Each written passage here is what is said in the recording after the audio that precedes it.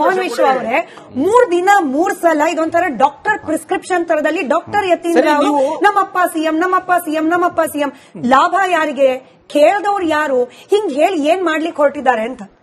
ಸ್ಮಿತಾ ನೋಡಿ, ನಾನು ಯಾವಾಗ್ಲೂ ಹೇಳ್ತಾ ಇರ್ತೀನಿ, 2.5 ವರ್ಷ ನಡೀತಿರೋ ಈ ಡ್ರಾಮಾಲಿ ಈಗ ಏನಾಗಿದೆ ಅಂತ ಹೇಳಿದ್ರೆ ಎಂತ ವಿಪರ್ಯಾಸ ಅಂದ್ರೆ ರವೀಂದ್ರ ರೇಷ್ಮೆ ಸರ್ ಕರೆಕ್ಟ್ ಆಗಿ ಹೇಳಿದ್ರು. ಇವತ್ತು ಬೆಳಗಾವಿನಲ್ಲಿ ನಡೀತಿರುವಂತಹ ಸೆಷನ್ ಅಲ್ಲಿ ಚರ್ಚೆ ಆಗ್ಬೇಕಾಗಿರೋದು ಕಬ್ಬು ಬೆಳೆಗಾರರ ಸಮಸ್ಯೆ, ಮೆಕ್ಕೆಜೋಳದ ಬೆಳೆಗಾರರ ಸಮಸ್ಯೆ, ತುಂಗಭದ್ರಾ ಕ್ರಸ್ಟ್ ಗೇಟ್ ಇನ್ನೂ ರಿಪೇರಿ ಆಗಿಲ್ಲ, ಅದ್ರ ಬಗ್ಗೆ ಚರ್ಚೆ ಆಗಬೇಕು. ಕಲ್ಯಾಣ ಕರ್ನಾಟಕದಲ್ಲಿ ಅಪೌಷ್ಟಿಕತೆ ಹೆಚ್ಚಾಗಿದೆ, ಅದ್ರ ಬಗ್ಗೆ ಚರ್ಚೆ ಆಗಬೇಕು. PUC SSLC result lowest bottom most Kalyana ಕರ್ನಾಟಕದಲ್ಲಿ, ಅದ್ರ ಬಗ್ಗೆ ಚರ್ಚೆ ಆಗಬೇಕು. ಆಗ್ತಾ ಇಲ್ಲ. ಮೇಕೆದಾಟನ್ ವಿಚಾರವಾಗಿ ತೀರ್ಪು ಬಂದು 1 ತಿಂಗಳಾಯ್ತು, ಫರ್ದರ್ ಪ್ರೋಗ್ರೆಸ್ ಏನೋ ಚರ್ಚೆ ಆಗ್ತಾ ಇಲ್ಲ. ಅದು ಬಿಟ್ಟು ಯಾವಾಗ ಒಂದು ವಿರೋಧ ಪಕ್ಷವಾಗಿ ಸಮರ್ಥವಾಗಿ ನಾವು ಆ ವಿಷಯಗಳನ್ನ ತರ್ತೀವೋ ಫ್ಲೋರ್ ಆಫ್ ದ ಹೌಸ್ ನಲ್ಲಿ, ಡಿವಿಯೇಟ್ ಮಾಡೋದಕ್ಕೆ ಡೈವರ್ಟ್ ಮಾಡ್ಲಿಕ್ಕೆ ಈ ತರ ತರ್ತಾರೆ. ಇವತ್ತು ಯಾಕೆ ಮುಖ್ಯಮಂತ್ರಿಗಳ ಮಗನೇ ಮುಂದೆ ನಿಂತಿದ್ದಾರೆ ಅಂತ ಹೇಳಿದ್ರೆ, ಹಿಂದೆ ಹೇಳ್ದಂಗೆ ಯಾರೋ ಒಬ್ರು ಶಾಸಕರು ಇದ್ರ ಬಗ್ಗೆ ಮಾತಾಡಿದ್ರೆ ಏನೋ ಹೇಳ್ಬೋದಾಗಿತ್ತು, ಅವ್ರ ಬಣ ಇವ್ರ ಬಣ ಅಂತ ಹೇಳಿ. ಸ್ವತಃ ಮುಖ್ಯಮಂತ್ರಿಗಳ ಮಗನೇನೆ ಇದು 2ನೇ ಬಾರಿ ಸೆಷನ್ ಸ್ಟಾರ್ಟ್ ಆದ್ಮೇಲೆ ನಿಮ್ಗೆ ನೆನಪಿದ್ರೆ, 1ನೇ ಬಾರಿ ಅಂತೂ ಒಂದೊಂದು ಮೀಡಿಯಾಗಿ ಸಪರೇಟ್ ಆಗಿ ಪರ್ಸನಲ್ ಕರೆದು ಬೈಟ್ ಕೊಟ್ಟಿದ್ದಾರೆ. ಏನೋ ದಾರಿಲಿ ಹೋಗಿ ತಿಳ್ಕೊಂಡು ಹೋಗಿರೋದಲ್ಲ ಇದು. ಸೊ ದಿಸ್ ಶೋಸ್ ವಾಟ್ ನಮ್ಮಪ್ಪನೇ ಸಿಎಂ ನಮ್ಮಪ್ಪನೇ ಸಿಎಂ ನಮ್ಮಪ್ಪನೇ ಸಿಎಂ ಅಂತ ಹೇಳಿ. ಸೊ ಈ ಕುರ್ಚಿ ಕಾಳಗದ ವಿಷಯ ಇದೆ ಗೊತ್ತಾ ಇದು. ಇವತ್ತು ಡೈರೆಕ್ಟ್ ಆಗಿ ಸಿದ್ದರಾಮಯ್ಯನವರ ಮಗ ಸುಮ್ಮನೆ ದಯವಿಟ್ಟು ನೀವು ಮಾತಾಡಬಾರ್ದು. ಅಲ್ಲ, ನಿಮ್ ಕಾಂಗ್ರೆಸ್ ವಕ್ತಾರನ್ನ ಕಳಿಸಿಲ್ಲ ಪಕ್ಷದವರು ಹೇಳ್ದಂಗೆ TRP ಬಿದ್ದೋಗಿರೋ ಇದು ಸ್ವಲ್ಪ ಕೇಳಿಸ್ಕೊಳ್ಳಿ.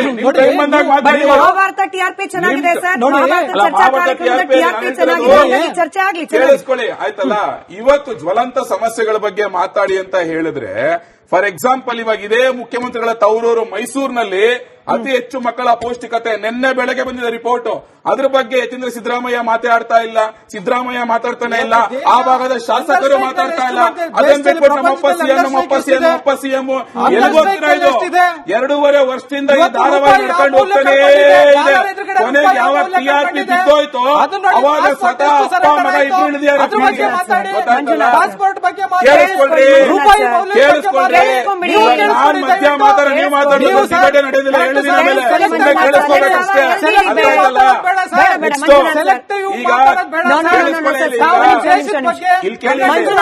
ಮಂಜುನಾಥ್ ಸರ್ ಮತ್ತೊಮ್ಮೆ ನಿಮಗೆ ಮನವಿ ಮಾಡಿಕೊಡ್ತೀನಿ.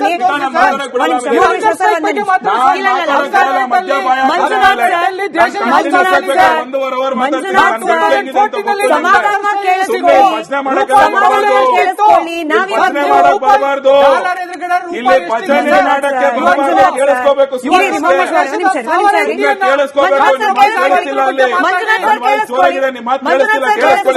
ಇವತ್ತು ನಾವು ರೂಪಾಯಿ ಮೌಲ್ಯದ ಬಗ್ಗೆ ಅಥವಾ ಅಮಿತ್ ಶಾ ಅವರ ಬಗ್ಗೆ ಮಾತಾಡೋಕಲ್ಲ. ನಾವು ನೀವಿಬ್ರು ಮಾತಾಡಿದ್ರೆ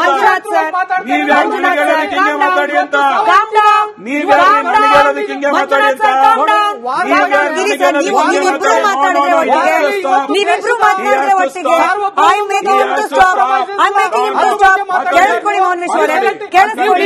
ಮಂಜುನಾಥ್ ಸರ್ ಕೇಳಿಸ್ಕೊಳ್ಳಿ. ನಮ್ಮ ಇವತ್ತಿನ ಟಾಪಿಕ್ ಸೆಲೆಕ್ಟಿವ್, ನಮ್ಮ ಇವತ್ತಿನ topic selective. We are discussing about Yatindra Siddaramaiah.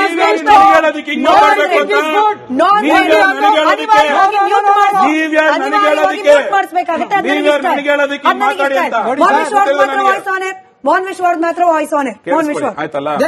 ಈ ಕುರ್ಚಿ ಕಾಳಗ ಟಾಪಿಕ್ ಸರ್ ಟಾಪಿಕ್ ನೋಡಿ. 2.5 years ಇಂದ ಸ್ಮಿತಾ ನೀವು ನೋಡಿದ್ರೆ ಫಸ್ಟ್ ಟೈಮ್ ಎಲೆಕ್ಷನ್ ರಿಸಲ್ಟ್ ಬಂದ ಮೇಲೆ 10 ದಿವಸ ಪ್ರಾಸನ ನಡೀತು. ಡೆಲ್ಲಿಗೆ ಒಬ್ರು ಹೋಗೋದಂತೆ ಬರೋದಂತೆ. DK ಶಿವಕುಮಾರ್ ಒಂದು ಮಾಧ್ಯಮ ಕೊಟ್ಟರೆ ಇಂಟರ್ವ್ಯೂ ಹೇಳಿದ್ರು ಕ್ಲಿಯರ್ ಕಟ್ ಆಗಿ. ಉದಯ್ಪುರ್ನಲ್ಲಿ ನಡೆದಂತ ಒಂದು ಮೀಟಿಂಗ್ ನಲ್ಲಿ ಸೋನಿಯಾ ಗಾಂಧಿ ಅವ್ರ ಮುಂದೆ 7 ಜನ ಸಂಸತ್ ಸದಸ್ಯರಿದ್ರು. ಅವ್ರು ನನಗೆ ಹೇಳಿದ್ರು, DK I have confidence in you deliver ಅಂತ ಹೇಳ್ಬಿಟ್ಟು. ನಾನು ಕೆಲಸ ಮಾಡಿದೀನಿ ಅಂತ ತುಂಬಾ ಬೇಜಾರಲ್ಲಿ ಹೇಳಿದ್ರು. ಅವತ್ತು ಅವ್ರು CM ಆಗ್ಲಿಲ್ಲ. ಅವತ್ತಿಂದ ಕುರ್ಚಿ ಕಾಳಗ ಸ್ಟಾರ್ಟ್ ಆಯ್ತು. ಅದಾದ ನಂತರ 1 ತಿಂಗಳ ನಂತರ ಪ್ರತಿ ವಾರದಲ್ಲಿ ಕನಿಷ್ಠ 2 ಬಾರಿ ಆದ್ರೂ ಒಂದ್ ಕಡೆ KN ರಾಜಣ್ಣ 3 DCM ಅನ್ನೋದು, ಇನ್ನೊಂದ್ ಕಡೆ ದಲಿತ ಸಮಾವೇಶ ಅಂತ ಹೇಳಿ ಪೊಲಿಟಿಕಲ್ ಡಿನ್ನರ್ ಅಹಿಂದ ಪೊಲಿಟಿಕ್ಸ್ ಅಂತ ಮಾಡೋದು, ಇನ್ನೊಂದ್ ಕಡೆ ಇವರು ಯಾರು ಕುಣಿಗಲ್ ರಂಗನಾಥ್ ಅಂದ್ಬಿಟ್ಟು ನನ್ನ ಗುರು DK ಶಿವಕುಮಾರ್ ಅವ್ರು CM ಆಗೋದು ನೋಡ್ಲೇಬೇಕು ಅಂತ ಅವ್ರು ಹೇಳೋದು. ಇಕ್ಬಾಲ್ ಹುಸೇನ್ ಅವ್ರು ಮಾಡಿರೋ ಕೆಲಸ ಕೂಲಿ ಕೊಡಲ್ವಾ ಅಂತ ಹೇಳೋದು. ಅವ್ರ ಕೂಲಿ ಅಂತ ತಕ್ಷಣ KN ರಾಜಣ್ಣ ಬಂದ್ಬಿಟ್ಟು ಫಸ್ಟ್ ಪರಮೇಶ್ವರ್ ಕೂಲಿ ಕೊಡಿ ಅಂತ ಹೇಳೋದು. ಬರೀ ಇದೇ ನಡ್ಕೊಂಡು ಹೋಗ್ತದೆ 2.5 ವರ್ಷದಲ್ಲಿ ಆಯ್ತಲ್ಲ. ಇವ್ರು 2.5 ವರ್ಷದಲ್ಲಿ ಒಂದು ಅಭಿವೃದ್ಧಿ ಕಾರ್ಯಗಳಿಗಿಲ್ಲ, ಒಂದು ಶಂಕುಸ್ಥಾಪನೆನೂ ಮಾಡಿಲ್ಲ, ಉದ್ಘಾಟನೆನೂ ಮಾಡಿಲ್ಲ. ಗ್ಯಾರಂಟಿ ವಿಚಾರಕ್ಕೆ ಬಂದ್ರೆ ಮೇಡಮ್ ಸದನದಲ್ಲಿ ಹೇಳಿದ್ರೆ ಇದುವರೆಗೂ ಉತ್ತರ ಇಲ್ಲ. ಇವ್ರ ಅಭಿವೃದ್ಧಿ ವಿಚಾರ ಕೇಳಿದಾಗ ಒಂದಕ್ಕೂ ಉತ್ತರ ಕೊಡಲ್ಲ, ಇಟ್ ಅಂಡ್ ರನ್ ಮಾಡೋದು, ಪೊಲಿಟಿಕ್ಸ್ ಮಾಡ್ಕೊಂಡ್ಬಿಟ್ಟು ಡೈವರ್ಟ್ ಮಾಡ್ಕೊಂಡು ಕೂತ್ಕೊಳ್ಳೋದು. ಇವತ್ತು ಸ್ವತಃ ಸಿದ್ದರಾಮಯ್ಯನವರು ತಮ್ಮ ಮಗನನ್ನೇ ಫೀಲ್ಡ್ ಗಿಳಿಸಿದ್ದಾರೆ. ಬಿಕಾಸ್ ಅವ್ರ ಪರವಾಗಿ ಯಾರು ಬರ್ತಾ ಇಲ್ಲ. ಬಂದವ್ರಿಗೆಲ್ಲರಿಗೂ ನೋಟಿಸ್ ಕೊಟ್ಬಿಟ್ಟು ಶಿಸ್ತು ಸಮಿತಿಯಿಂದ ಸೈಡ್ ಕೂಡಿಸಿದ್ರು. ಇದೇ ಇವತ್ತು ಯತೀಂದ್ರ ಸಿದ್ದರಾಮಯ್ಯ 2ನೇ ಸಲ ಹೇಳ್ತಾರೆ, ಇವ್ರಿಗೆ ನೋಟಿಸ್ ಕೊಡೋಕ್ಕಾಗತ್ತಾ? 3ನೇ ಸಲ ಸರ್, 3ನೇ ಸಲ ಇವ್ರು ನೋಟಿಸ್ ಕೊಡೋಕ್ಕಾಗತ್ತೆ? ಹೈಕಮಾಂಡ್ ಕೊಡಲ್ಲ. ಯಾಕಂದ್ರೆ ಹೈಕಮಾಂಡ್ಗೂ ಗೊತ್ತು, ರಾಹುಲ್ ಗಾಂಧಿ ಸೋನಿಯಾ ಗಾಂಧಿಗೂ ಗೊತ್ತು, ಯಾರು ಕೊಟ್ರೆ ಏನಾಗುತ್ತೆ ಐಡಿಯಾನೇ ಇಲ್ಲ ಅವ್ರಿಗೆ. ಇವ್ರು ಕೊಟ್ರೆ ಅವ್ರ ಪ್ರಾಬ್ಲಮ್, ಅವ್ರು ಕೊಟ್ರೆ ಇವ್ರ ಪ್ರಾಬ್ಲಮ್. ಡಿ ಕೆ ಶಿವಕುಮಾರ್ ಏನ್ ಮಾಡ್ಬಿಟ್ರು, ತಮ್ಮ ಬೆಂಬಲಿಗರಿಗೆ ನೀವೊಂದು ಹೇಳಿಕೆ ಕೊಡು, ನಾನು ನೋಟಿಸ್ ಕೊಡ್ತೀನಿ, ನೀವೊಂದು ಹೇಳಿಕೆ ನೋಟಿಸ್ ಕೊಟ್ಟಿರೋದಿಲ್ಲ. ಎಲ್ಲ ನೀವು ಮಾತಾಡ್ತಾ ಇರೋದು, ನೀವು ಆಪೋಸಿಟ್ ಪಾರ್ಟಿ ನೀವು ಮಾತಾಡ್ತಾ ಇರೋದು. ಶಿವಗಂಗಾ ಬಸವರಾಜ್ಗೆ ಸ್ವಂತ ಮಗನ ಹೇಳಿಕೆಯನ್ನ ಕಡಿವಾಣ ಹಾಕುವ ಸಲುವಾಗಿ ಮುಖ್ಯಮಂತ್ರಿಗಳು ಬೇರೆಲ್ಲಾ ಕೆಲಸ ಬಿಟ್ಬಿಟ್ಟು ಸರ್ಕಿಟ್ ಹೌಸ್ಗೆ ಹೋದ್ರಂತೆ. ಮಾತುಕತೆಯನ್ನ ನಡೆಸಿ ಹಿಂಗ್ ಹೇಳ್ಬೇಡಪ್ಪ, ಇದರಿಂದ ಡ್ಯಾಮೇಜ್ ಆಗುತ್ತೆ ಅನ್ನೋದನ್ನ ಮನವರಿಕೆ ಮಾಡ್ಕೊಳ್ಳಿಕ್ಕೆ ಸರ್ಕಿಟ್ ಹೌಸ್ಗೆ ಕಾರಲ್ಲಿ ಕರ್ಕೊಂಡು ಹೋದ್ರಂತೆ. ಸರ್, ಇದು ಏನಿದು? ರಾಜ್ಯದ ಜನರು ಇದನ್ನೆಲ್ಲ ನೋಡ್ಬಿಟ್ಟು ಏನ್ ತಿಳ್ಕೊಳ್ಬೇಕು, ಏನ್ ಅರ್ಥ ಮಾಡ್ಕೊಳ್ಬೇಕು? 3 ಬಾರಿ ಮಾತನಾಡಿದ್ಮೇಲೆ ಇವತ್ತು ಸರ್ಕಿಟ್ ಹೌಸ್ಗೆ ಕರ್ಕೊಂಡು ಹೋಗ್ತಾರಂತೆ. ದಯಮಾಡಿ ಅವಕಾಶ ನನಗೆ ಸಿಕ್ಕಿದೆ ಮಧ್ಯದಲ್ಲಿ, ದಯವಿಟ್ಟು ಅವ್ರನ್ನ ಕೇಳ್ಕೊತೀನಿ, ದಯವಿಟ್ಟು ನನ್ನ ಡಿಸ್ಟರ್ಬ್ ಮಾಡಬಾರದು ಅಂತಕ್ಕಂಥದ್ದು. ಮೊದಲನೇದಾಗಿ ಸರಿಸುಮಾರು ಏನು ಕರ್ನಾಟಕ ರಾಜ್ಯ ಒಂದು ವಿಭಜನೆಯಾಗಿ ರಾಜ್ಯ ಆಗಿರ್ತಕ್ಕಂಥ ಸಂದರ್ಭದಲ್ಲಿ ಎಲ್ಲಾ ಭಾಗಗಳಲ್ಲಿ ಅಭಿವೃದ್ಧಿ ಆಗಬೇಕು ಅಂತಕ್ಕಂಥ ನಾವೇನ್ ಕಾಣ್ತಾ ಇದ್ವಿ. ಪದೇ ಪದೇ ಒಂದು ಕೂಗು ಕೇಳ್ತಾ ಇತ್ತು, ಉತ್ತರ ಕರ್ನಾಟಕದ ಅಭಿವೃದ್ಧಿ ಅಂತಕ್ಕಂಥದ್ದು. ಸರಿಸುಮಾರು 12-13 ವರ್ಷಗಳ ಹಿಂದೆ ಉತ್ತರ ಕರ್ನಾಟಕದಲ್ಲಿ 500 ಕೋಟಿ ಖರ್ಚು ಮಾಡಿ ಒಂದು ವಿಧಾನಸೌಧವನ್ನ ಕಟ್ಟಿ ಇವತ್ತು ಆ ಭಾಗದಲ್ಲಿ ಇರ್ತಕ್ಕಂಥ ಜನಗಳ ಏನೊಂದು ಕಷ್ಟ ಕಾರ್ಪಣ್ಯಗಳನ್ನ ನಾವು ತೀರಿಸಬೇಕು ಅಂತಂದ್ರೆ ಅಲ್ಲಿರ್ತಕ್ಕಂಥ ಭಾಗದಲ್ಲೇ ನಾವು ಸಮಾವೇಶ ಮಾಡಬೇಕು ಅಂತಕ್ಕಂಥ ಇದ್ರ ಮೂಲ ಉದ್ದೇಶ ಇತ್ತು. ಇದು 13ನೇ ಬಾರಿ ನಡೀತಾ ಇದೆ. ಒಂದು ಬಾರಿ ನಡೆದ್ರೆ ಸರಿಸುಮಾರು 30 ಕೋಟಿ ರೂಪಾಯಿ ಖರ್ಚಾಗ್ತದೆ ಕೇವಲ 10 ದಿನಕ್ಕೆ. ಇಲ್ಲಿ ಇವರು ಹೋಗಿರ್ತಕ್ಕಂಥದ್ದು ಮಜಾ ಮಾಡೋದಕ್ಕೆ. ಯಾವುದೇ ಕಾರಣಕ್ಕೂ ನಾನು ಆವಾಗಲೇ ಹೇಳ್ತಾ ಇದ್ದೆ, ಮಾನ್ಯ ಮಂಜುನಾಥ್ ಅವರು ಏನು ತಪ್ಪು ತಿಳ್ಕೋಬಾರ್ದು, ಅವರು ಅಧಿಕೃತ ಕಾಂಗ್ರೆಸ್ ವಕ್ತಾರರಲ್ಲ. ಬಟ್ ಇವತ್ತು ಒಂದು ನಿಮಿಷ ಹೇಳೋದಕ್ಕೆ ಕೇಳಿ. ಯತೀಂದ್ರ ಅವರು ಹೇಗೋ ಇವರು ಅಷ್ಟೇನೇನೆ, ಎರಡು ಒಂದೇ ಸೇಮ್, ಯಾವ್ದು ಅಧಿಕೃತ ಅಲ್ಲ. ಯಾರು ಇವರು? ಹೈಕಮಾಂಡ್ ಬಗ್ಗೆ ಅವ್ರು ಹೇಳಿದ್ರು, ಶಿಸ್ತು ಬಗ್ಗೆ ಹೇಳಿದ್ರು. ಎಲ್ಲರೂ ಶಿಸ್ತಿದೆ. ಹೈಕಮಾಂಡ್ ಅಲ್ಲಿ ಇರ್ತಕ್ಕಂಥ ರಾಷ್ಟ್ರೀಯ ನಾಯಕರೇ ಕರ್ನಾಟಕಕ್ಕೆ ಬಂದು ಒಂದು ಮಾತು ಹೇಳಿದ್ರು, ಎಲ್ಲರೂ ಬಾಯಿ ಮುಚ್ಕೊಂಡು ಕೂತ್ಕೋಬೇಕಂತ 1000 ಸತಿ ಸ್ಟೇಟ್ಮೆಂಟ್ ಕೊಟ್ಟಿದ್ದೀರಾ. ನೀವು ಕೊಟ್ಟಿರ್ತಕ್ಕಂಥ ಹೇಳಿಕೆಗಳಿಗೆ ವಿರೋಧ ಪಕ್ಷ ಉತ್ತರ ಕೊಡ್ತಾ ಇರೋದು. ಅವರು ಬಹಿರಂಗವಾಗಿ ಏನ್ ಹೇಳ್ತಾರೆ, ಮಾಧ್ಯಮಗಳೇ ಕಾರಣ, ಇದಕ್ಕೆಲ್ಲ ವಿರೋಧ ಪಕ್ಷಗಳ ಕಾರಣ ಅಂತ. ಮಾಧ್ಯಮಗಳು ಏನ್ ಮಾಡ್ತಾರೆ, ನೀವು ಬಾಯಿ ಬಂದಂಗೆ ಮಾತಾಡಿ ಮಾಧ್ಯಮಗಳ ಮೇಲೆ ಹಾಕಿದ್ರೆ ಯಾರು ಒಪ್ತಾರೆ ಇದನ್ನ? ಎರಡನೇದು, ಯಾವುದಾದ್ರೂ ಜ್ವಲಂತ ಸಮಸ್ಯೆಗಳ ಬಗ್ಗೆ ಆಡಳಿತ ಪಕ್ಷದವರು ಇವತ್ತೇನಾದ್ರೂ ಮಾತಾಡಿದಾರಾ? ಒಂದು ಮಾತು ಕೂಡ ಬಿಟ್ಟಿಲ್ಲ. ಎರಡನೇದು, ಅವರೇ ಹೇಳ್ತಿದ್ರು ಗ್ಯಾರಂಟಿಗಳ ಬಗ್ಗೆ. ಒಂದು ನನಗೆ ಅನುಮಾನ ಕಾಡ್ತದೆ ರೇಷ್ಮೆ ಸರ್, ಯಾವೊಂದು ಗ್ಯಾರಂಟಿಗಳು ಕೊಟ್ಟಿರ್ತಕ್ಕಂಥ ಹಣ ರಾಜ್ಯದಲ್ಲಿ ಖಾಲಿಯಾಗಿದೆ, ಮಗನಿಗೆ ಹೇಳ್ಕೊಟ್ಟಿರ್ಬೇಕು ಇವರು. ಈ ರೀತಿ ಒಂದು ಡೈವರ್ಟ್ ಮಾಡಿ ಈ ಒಂದು 10 ದಿನ ಕಾಲ ಕಳೆದ್ರೆ ಸಾಕು ನಮಗೆ, ಯಾಕಂದ್ರೆ ಮನೆಗೆ ಹೊರಡೋ ಟೈಮಲ್ಲಿ ಏನಾದ್ರೂ ಈ ರೀತಿ ಒಂದು 10 ದಿನಗಳ ಕಾಲ ನಾವು ಟೈಮ್ ಕವರ್ ಮಾಡ್ಕೋಬಹುದು ಅಂತ. ಒಂದು ಇವ್ರು ಹೇಳ್ತಾ ಇದ್ರು ಪದೇ ಪದೇ ಜಾತ್ಯತೀತ ನಿಲುವುಗಳು. ನೀವು ಜೆಡಿಎಸ್ ವಿಷಯ ಎತ್ತಾ ಇದ್ರು. ನೀವು ಆ ಪಾರ್ಟಿ ಈ ಪಾರ್ಟಿ ಕೆಲವು ಸಂದರ್ಭಗಳು ಚರ್ಚೆ ಮಾಡಿದ್ದೀವಿ. ಯಾವುದ್ರಿ ನಿಮ್ ಜಾತ್ಯತೀತ ನಿಲುವು?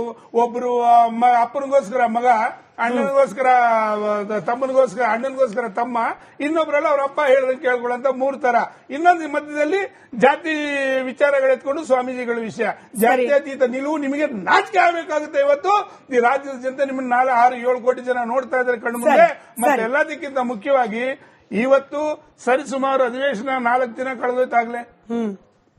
4 ದಿನ ಕಳೆದೋಗಿದೆ. ಒಂದು ವಿಚಾರದ ಬಗ್ಗೆ ಚರ್ಚೆ ಆಗ್ತಾ ಇಲ್ಲ. ಅನೇಕ ವಿಚಾರಗಳ ಬಗ್ಗೆ ಸರಿಸುಮಾರು 65 ಸಂಘಟನೆಗಳು ಕಾಯ್ಕೊಂಡು ಕುಂತಿದೆ. ಅಲ್ಲಿ ಯಾರಿಗೂ ಕೂಡ ಪರ್ಮಿಷನ್ ಕೊಡ್ತಾ ಇಲ್ಲ. ಇದೇನು ಪ್ರಜಾಪ್ರಭುತ್ವನ? ಇಲ್ಲ ಅಂತಂದ್ರೆ ಬೇರೆ ಏನಾದ್ರೂ ನಡೀತಾ ಇತ್ತಾ?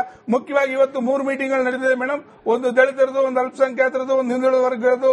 ಅವ್ರವ್ರು ಹೇಳ್ತಾರೆ ಇದನ್ನ ಔಪಚಾರಿಕವಾಗಿ ಅವರು ಮಾಡಿರ್ತಕ್ಕಂಥ ಮೀಟಿಂಗ್ ಆದ್ರೂ ಕೂಡ ಮೂಲ ಉದ್ದೇಶ ಇರ್ತಕ್ಕಂಥದ್ದೇನೆ ಈ ನಾಯಕತ್ವದ ವಿಚಾರದಲ್ಲಿ. ಎಲ್ಲದಕ್ಕಿಂತ ಇವ್ರಿಗೆ ಆಪೋಸಿಟ್ ಆಗಿ ಇನ್ನೊಂದು ಮಣ ಮಾಡ್ತಾರೆ. ಅವರು ಕೂಡ ಇದೇ ವಿಚಾರ ಮಾತಾಡ್ತಾರೆ. ಇವರಿಗೆ ಯಾರು ಪರ್ಮಿಷನ್ ಕೊಟ್ಟಿರ್ತಕ್ಕಂಥವ್ರು ಅಂತ ಅವ್ರು ಹೇಳ್ತಾರೆ ಶಿಸ್ತು ಬಗ್ಗೆ.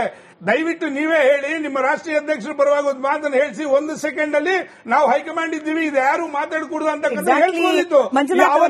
ರಾಜಣ್ಣ ಅವರಿಗೆ ನೋಟಿಸ್ ಕೊಟ್ರಿ, ಯಾಕೆ ಇವತ್ತು ಯತೀಂದ್ರ ನೀವು ತಾಕತ್ ಹಾಕಿಲ್ಲ ನೋಟಿಸ್ ಕೊಡೋದಕ್ಕೆ? ತಾಕತ್ತಿದ್ದಾರಾದ್ರೆ ನೋಟಿಸ್ ಕೊಟ್ಬಿಟ್ಟು ನೀವು ಮಾತಾಡಬೇಕಾಗಿತ್ತು. ಈ ಸರ್ಕಾರ ಸಂಪೂರ್ಣವಾಗಿ ವಿಫಲ ಆಗಿದೆ.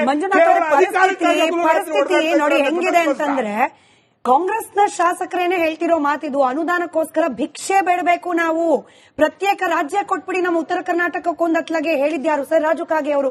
ಇಂಥ ಸಮಸ್ಯೆ ಇರುವಾಗ ಯತೀಂದ್ರ ಸಿದ್ದರಾಮಯ್ಯ ಬಂದ್ಬಿಟ್ಟು ನಮ್ಮಪ್ಪ ಸಿಎಂ ಅಂದ್ರೆ ನಿಮ್ಮದೇ ಕಾಂಗ್ರೆಸ್ ಪಕ್ಷದ ಇತರೆ ನಾಯಕರು ಹೆಂಗ್ ರಿಯಾಕ್ಟ್ ಮಾಡ್ತಿದ್ದಾರೆ ಗೊತ್ತಾ? ವರಿಷ್ಠರಿದ್ದಾರೆ ಕೆಲಸ ಮಾಡೋಕೆ, ಯತೀಂದ್ರ ಅವ್ರು ವರಿಷ್ಠರ ಸ್ಥಾನ ತುಂಬಕ್ ಹೋಗೋದ್ ಬೇಡ, ಇಂಥ ಮಾತುಗಳನ್ನ ಹೇಳೋದು ಅನಾವಶ್ಯಕ, ಉರಿಯೋ ಬೆಂಕಿಗೆ ತುಪ್ಪ ಸುರಿದಂಗ್ ಆಗ್ತಾ ಇದೆ ಯತೀಂದ್ರ ಅವ್ರ ಮಾತು. ಇದು ವಿರೋಧ ಪಕ್ಷದ ಮಾತಲ್ಲ ಸರ್, ನಿಮ್ಮದೇ ಪಕ್ಷದ ನಾಯಕರ ಮಾತುಗಳು. ಹೆಸರು ಬೇಕಾದ್ರೂ ಹೇಳ್ಬಿಡ್ತೀನಿ ಯಾರ್ಯಾರು ಹೇಳಿದ್ದು ಅಂತ. ನೋಡಿ, ಕಾಂಗ್ರೆಸ್ ಪಕ್ಷದಲ್ಲಿ ಅವ್ರದೇ ಆದಂತ ವೈಯಕ್ತಿಕ ಸ್ವಾತಂತ್ರ್ಯವನ್ನ ಡೆಮೋಕ್ರೆಟಿಕಲ್ ಪ್ರಿನ್ಸಿಪಲ್ಸ್ ಸ್ವೇಚ್ಛಾಚಾರ ಆಗ್ಬಾರ್ದು ಸರ್, ಸ್ವಾತಂತ್ರ್ಯ. ನೋ ಅದರಲ್ಲಿ ಅವಕಾಶ ಇರ್ತಕ್ಕಂಥದ್ದು. ಎಲ್ಲರೂ ಕೂಡ ಅವರು ಪಕ್ಷದ ಒಂದು ನಿಯಮದಡಿನಲ್ಲಿ, ಚೌಕಟ್ಟಿನಲ್ಲಿ ಅವರು ಕೆಲಸ ಮಾಡ್ತಾರೆ. ಸರ್, ನೀವು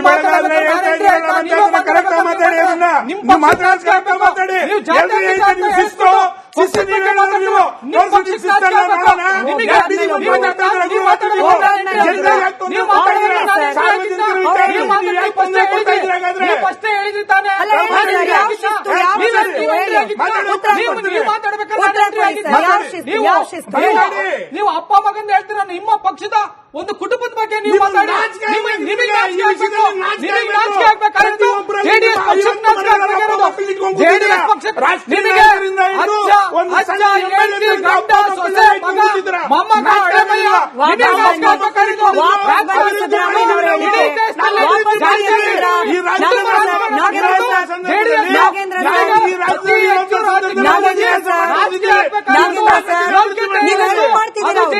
ನೀವು ಕರೆಕ್ಟ್ ಪ್ರಶ್ನೆ ಕೇಳಿದ್ರಿ, ಅದಕ್ಕೆ ಉತ್ತರ ಕೊಡದೇ ಇರೋ ರೀತಿಯಲ್ಲಿ ನೀವು ಇಂಟರಪ್ಟ್ ಮಾಡಿ.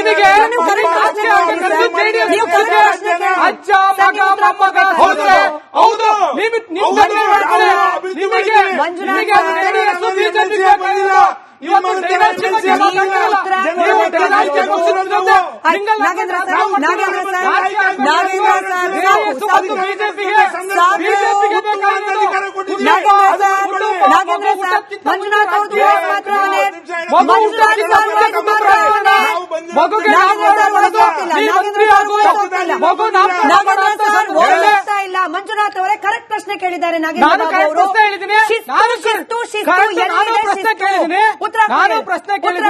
ನಾನು ಪ್ರಶ್ನೆ ಕೇಳಿದ್ದೀನಿ. ಅವ್ರು ಹೇಳತ್ತಿಗೆ ನಾನು ಹೇಳ್ತಾ ಇದ್ದೀನಿ, ಅವ್ರಿಗೆ ನಾಚಿಕೆ ಆಗ್ಬೇಕಾಗಿರೋದು ಕುಟುಂಬ ರಾಜಕಾರಣ. ಇವತ್ತು ಹೌದು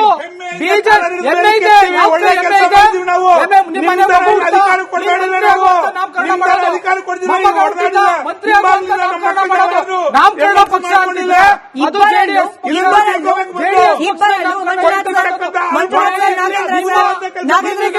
ನಾಗೇಂದ್ರ ಸರ್, ಮಂಜುನಾಥ್ ಅವರೇ ಕೈ ಮುಗಿದು ವಿನಂತಿ, ಸಭ್ಯತೆ ಅಟ್ಲೀಸ್ಟ್ ಇಲ್ಲಾದ್ರೂ ಇರ್ಲಿ. ನೀವೇನ್ ಹೇಳ್ತಿದ್ರಲ್ಲ ಸರ್, ಮಂಜುನಾಥ್ ಸರ್ ನೀವೇನ್ ಹೇಳ್ತಿದ್ರಲ್ಲ, ಈ ನಾಚಿಕೆ ಮಾನ ಮರ್ಯಾದೆ